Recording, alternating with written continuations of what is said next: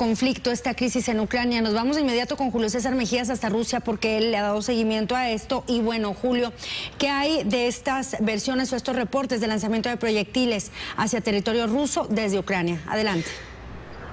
Sí, gracias, Adriana. El Ministerio Ruso de Defensa ha presentado las pruebas de que lamentablemente ha vuelto a la situación de caer proyectiles disparados desde el territorio ucraniano sobre territorio ruso. Y ello, sobre todo, según Vasily Malayev, el portavoz del Servicio Federal de Seguridad ahí en la frontera, en el Distrito Sur, que precisamente abarca la región de Rostov del Don, ha dicho que puede hacer peligrar para la vida de los ciudadanos rusos que viven en poblados en localidades cercanas a la frontera. Recordemos que hace apenas unos 10 días ya se había producido un incidente bastante grave que dejó la muerte de un ciudadano ruso precisamente cuando un proyectil impactó contra su casa y se encontraba en este momento laborando en ella, así como otras dos ciudadanas que transitaban por zonas cercanas allí y que también resultaron heridas.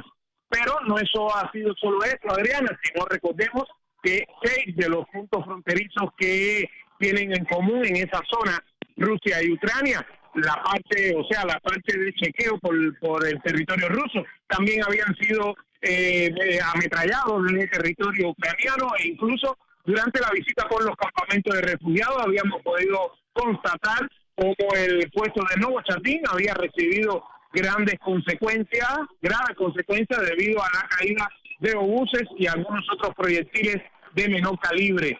Esa situación tensa más todo esto en torno al conflicto ahí en el sureste de Ucrania, y las pruebas que ha presentado Rusia no han sido respondidas por Ucrania. Al contrario, se acusa a Rusia aún de que es la causante de la situación en el este ucraniano por el respaldo que ha brindado a las milicias del este que encabezan las dos repúblicas populares autónomas autoproclamadas en Donetsk y en Lugansk. Es una situación bien compleja, Adriana. Situación bien compleja, y sin duda veremos entonces cómo ahora va a haber más acusaciones o señalamientos contra Rusia, como lo hemos visto en los últimos días, sin que haya la presentación de ninguna prueba por parte de Occidente para estar culpando a Rusia de instigar este tipo de conflictos. Julio César, hay más información también respecto a los grupos del sector derecho, me refiero a sus líderes. Se hablaba también de que había la respuesta a una denuncia que hizo el gobierno de Rusia respecto al sector derecho, Julio. Sobre todo que ya la Interpol ha estado pidiendo localizar a Dmitry Yarov. Recordemos que el sector de derecho se ha reconocido que ha sido causante de numerosas víctimas dentro de la población del sureste, después que han sido llamados a las filas de la Guardia Nacional, una Guardia Nacional que ha estado operando a la par del ejército ucraniano contra las milicias, pero sobre todo ha causado graves daños y sobre todo muertes dentro de la población civil. Y además, Adriana, no olvidemos que los propios militantes del sector de derecha, así como extremistas del partido Svoboda, fueron los causantes de la trágica situación en la casa de los sindicatos de Odessa, donde prácticamente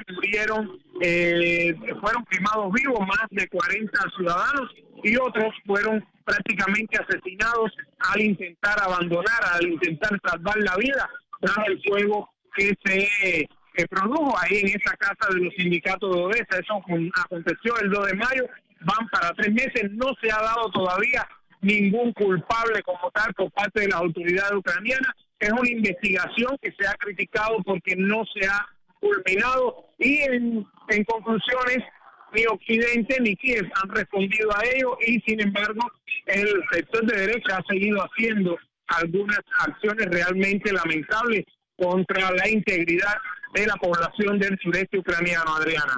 Ahí está Julio César Mejías. Gracias entonces por este reporte, y sin duda estaremos dando seguimiento a esto que ocurre con el sector derecho.